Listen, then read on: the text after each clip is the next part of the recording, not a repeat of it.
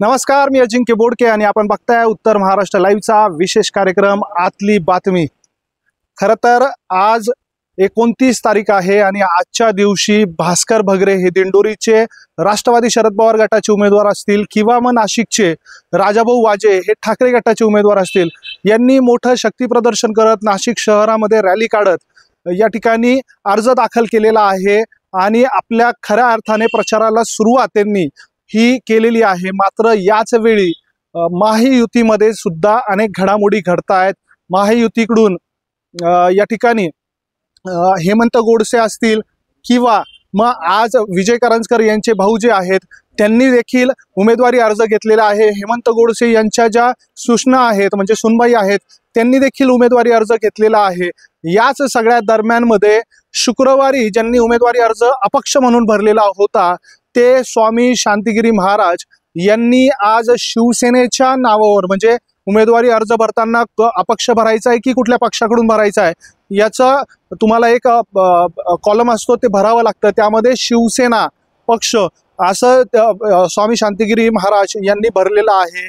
नेमकं यामुळेच आता स्वामी शांतिगिरी महाराज यांना महायुतीची किंबहुना शिवसेना शिंदे गटाची उमेदवारी मिळेल का किंवा तसं काही ठरलंय का?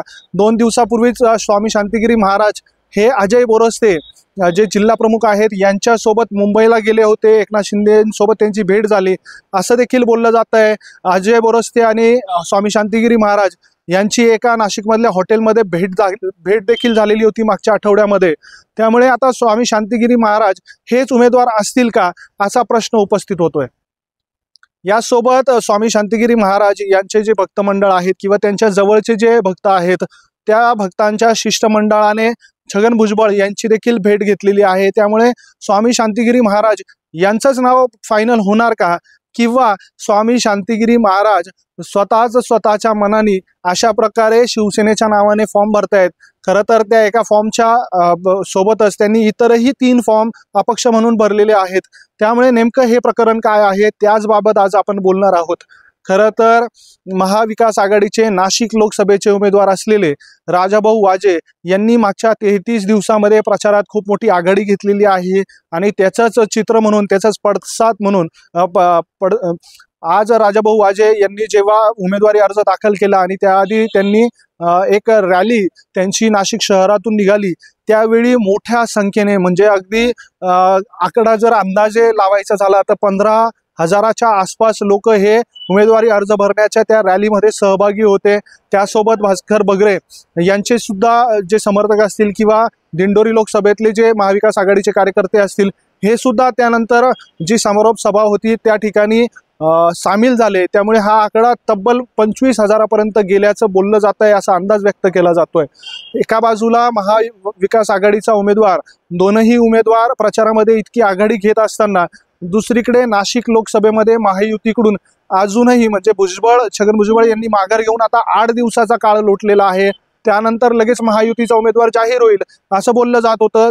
मात्र त्यानंतरही तब्बल 3 नावं चर्चेमध्ये होती म्हणजे सिन्नरचे आमदार माणिकराव कोकाटे, विद्यमान खासदार हेमंत गोडसे, त्यासोबत ठाकरे गटाचे माजी जिल्हा प्रमुख असलेले विजय करंजकर यांची नावं चर्चेत होती। मात्र शुक्रवारपासून मागच्या स्वामी शांतिगिरी महाराज यांचं नाव पुन्हा एकदा समोर येतंय आणि स्वामी शांतिगिरी महाराज हे का महत्त्वाचे आता महायुतीला वाटू लागलेले आहेत याबाबत आपण बोलणार आहोत। खरं तर स्वामी शांतिगिरी महाराज यांचा जो भक्त परिवार आहे, स्वामी शांतिगिरी महाराज यांनी 2009 साली संभाजीनगर जिल्हा तेव्हाचा औरंगाबाद जिल्हा या ठिकाणी लोकसभेची निवडणूक लढवलेली होती आणि त्यांनी चांगली मतं त्या ठिकाणी घेतलेली होती। संभाजीनगर असेल, धुळे असेल, नाशिकचा कसमादे भाग असेल किंवा नाशिक लोकसभा मतदारसंघाचा भाग असेल किंवा पुढे जर गेला तर जालना असेल, अशा मतदारसंघांमध्ये स्वामी शांतिगिरी महाराज यांना मानणारा एक मोठा वर्ग आहे, यांना मानणारा एक मोठा भक्त परिवार आहे। जनार्दन स्वामी यांच्या काळापासून चालत आलेला हा सगळा भक्त परिवार याचं समर्थन स्वामी शांतिगिरी महाराज यांच्याकडे आहे। त्यांनी निवडणुकांमध्ये मागच्या काही निवडणुकांमध्ये ज्या ज्या उमेदवारांना पाठिंबा दिलेला आहे त्यांना त्याचा चांगला फायदा झाल्याचं देखील बोललं जात आहे। आणि मग अशा परिस्थितीमध्ये जर स्वामी शांतिगिरी महाराजांना नाशिकमधून उमेदवारी दिली तर त्यांच्याकडे 1 ते 1.5 लाख एक गठ्ठा मतदान असल्याचं बोललं जात आहे।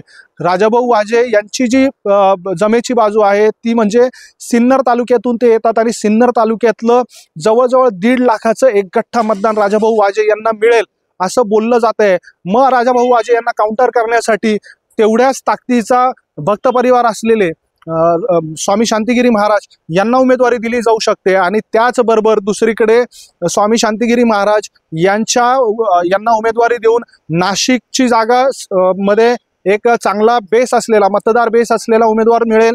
तर दुसरीकडे धुळे लोकसभा असेल, दिंडोरी लोकसभा असेल, जालना लोकसभा असेल किंवा संभाजीनगर छत्रपती संभाजीनगर लोकसभा असेल अशा मतदारसंघांमध्ये देखील या ठिकाणी किंवा मग शिरूर मतदारसंघ असेल या ठिकाणी शिर्डी लोकसभा मतदारसंघ असेल, काही प्रमाणात अहमदनगर लोकसभा मतदारसंघ असेल, या ठिकाणी स्वामी शांतिगिरी महाराज यांच्या भक्त परिवार आपल्या मागे उभा राहू शकतो आणि त्याचा चांगला फायदा आपल्याला होऊ शकतो।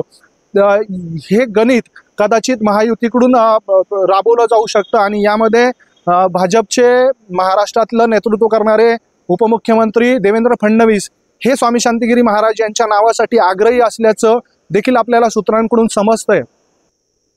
याचसोबत हे सगळं असतानाच स्वामी शांतिगिरी महाराज हे जरी एका धार्मिक याच्यामध्ये असले तरी स्वामी शांतिगिरी महाराज यांचं मूळ गाव हे नाशिक शहरापासून अगदी जवळ असलेल्या लाखलगाव इथले ते आहेत आणि त्यांचं म्हणजे त्यांनी जेव्हा दीक्षा घेतली किंवा ते जेव्हा धार्मिक याच्यामध्ये साधू झाले किंवा महंत झाले त्याआधी त्यांचं जे कुटुंब आहे ते एका मराठा कुटुंबातून येतात, त्यामुळे मराठा मतं देखील ही स्वामी शांतिगिरी महाराजांच्या माध्यमातून महायुतीकडे येऊ शकतात। त्याचसोबत स्वामी शांतिगिरी महाराज म्हणजे भगवे कपडे परिधान केलेला व्यक्ती, त्यामुळे हिंदुत्वाची जी लाईन आहे ती अजून महायुतीला ठळक करता येईल। हे देखील महत्त्वाचं कारण स्वामी शांतिगिरी महाराज यांचं नाव पुढे येण्यामागे आहे।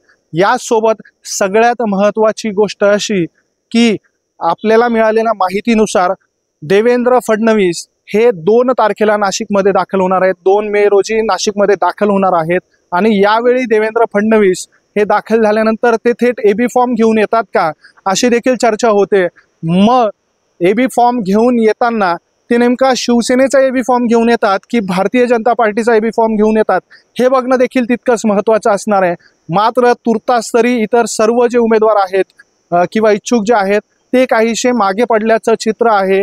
आता सुद्धा हेमंत गोडसे असतील, विजय करंजकर असतील की या दोघांकडून खूप चांगल्या प्रकारे फिल्डिंग लावली जाते, गाठीभेटी घेतल्या जात आहेत, तरी सुद्धा आता शांतिगिरी महाराज यांच्याच नावावर शिक्कामोर्तब होईल का अशी चर्चा रंगू लागलेली आहे आणि आपल्या सूत्रांकडून देखील असं समजतंय की शांतिगिरी महाराज हेच कदाचित महायुतीचे उमेदवार असतील।